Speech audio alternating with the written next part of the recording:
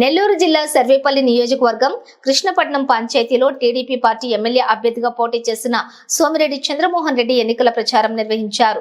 Gopalapuram port road నుండి మొదలైన ప్రచారం అంగరంగ వైభవంగా జరిగింది. స్థానిక మహిళలే స్వయంగా వచ్చి సోమిరెడ్డికి మంగళహారతులు పట్టడం చూసిన స్థానిక నాయకులు సైతం సంభ్రమాశ్చర్యాలకు లోనయ్యారు. కృష్ణపట్నం సెంటర్లో ఉన్నటువంటి ఆంజనేయ స్వామి విగ్రహం వద్దకి వందలాదిగా తరలివచ్చిన ప్రజలను ఉద్దేశించి సోమిరెడ్డి మాట్లాడుతూ పోర్టుకి రిలయన్స్ పవర్ ప్లాంట్ కి భూసేకరణ సమయంలో ఎకరాకి 3 లక్షల చొప్పున నిర్ణయించారని, ఈ గ్రామం నుండి రైతులు నెల్లూరు పార్టీ ఆఫీస్ వద్దకి నా కోసం వస్తే బస్సులు పెట్టి హైదరాబాద్ కు వెళ్లి అప్పటి ముఖ్యమంత్రి రాజశేఖర్ రెడ్డితో మాట్లాడి ఒప్పించి ఎకరాకు 7 లక్షల చొప్పున ఇప్పించానని గుర్తు చేశారు.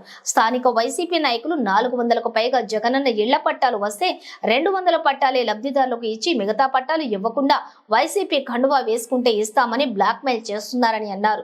జూన్ 4 తర్వాత ఆర్టీఓ జాయింట్ కలెక్టర్లతోటి ఎంక్వైరీ చేయిస్తామన్నారు. వాళ్ళ లెక్కలు తెలుస్తామన్నారు. కొత్త పరిశ్రమ తీసుకున్నారా? అట్నే ఈరోజు సాగరమాల వస్తుంది, అదొక వరం సీ కోస్ట్కి. మళ్ళీ పరిశ్రమ తెచ్చేదానికి అవకాశం ఉంది. అట్లే ఎస్సీజెడ్ కృష్ణపట్నం ఎస్సీజెడ్ 6,000 ఎకరాలు 10 ఏళ్ల నుంచి 15 ఏళ్ల నుంచి అంటే ఖాళీగా ఉంది. దానికి ఆ ప్రయత్నం ఎవరు చేయటంలే. అందుకని డెఫినెట్గా మేము దేవుడి దేవుళ్ళ ప్రజలను ఆశీర్వదిస్తున్నారు. గెలిచిన తర్వాత మా గవర్నమెంట్ వస్తుంది. గవర్నమెంట్లో ఏ ఎకరా కూడా ఖాళీగా పోని. ఇప్పుడు సాల్ట్ ల్యాండ్స్ ఉన్నాయి, వాళ్ళకి ఇప్పటికి నష్టపరిహారం ఇవ్వలేదు. అది మా బాధ్యత ఉంది. స్థానికులకు ఉద్యోగాలు ఇప్పించాల్సిన బాధ్యత ఉంది.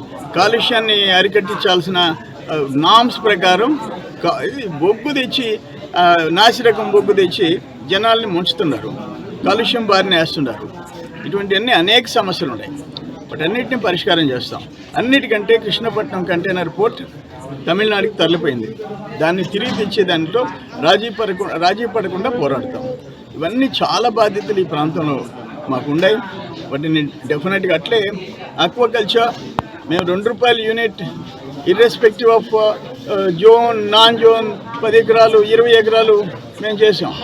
ఇప్పుడు ఆయన ₹1.5 అంటాడు, ₹3.60 మినిమం. పైన ఉండేది ₹6 ₹7. అన్నీ పచ్చి మోసం చేసే పరిస్థితి వచ్చింది. ప్రజలు కూడా తెలుసుకున్నారు. వాటన్నిటిని స్ట్రీమ్ లైన్ చేస్తాం. ఫస్ట్ ఇండస్ట్రియలైజేషన్, సెకండ్ వాల్యూషన్ పొల్యూషన్ కంట్రోల్ చేయటం, థర్డ్ కొత్త పరిశ్రమలు తేవటం. ఇవన్నీ మా మీద బాధ్యతలు ఉన్నాయి. డెఫినెట్గా మా కర్తవ్యాన్ని మేము నిర్వర్తిస్తాం. నేను అప్పుడు అధికారంలో ఉన్నప్పుడు, ప్రతిపక్షంలో ఉన్నప్పుడు రైతుల కోసం పోరాడాం. సాల్ట్ ల్యాండ్స్ రైతులకి న్యాయం చేసే విషయంలో కూడా రాజీ పడ్డాం.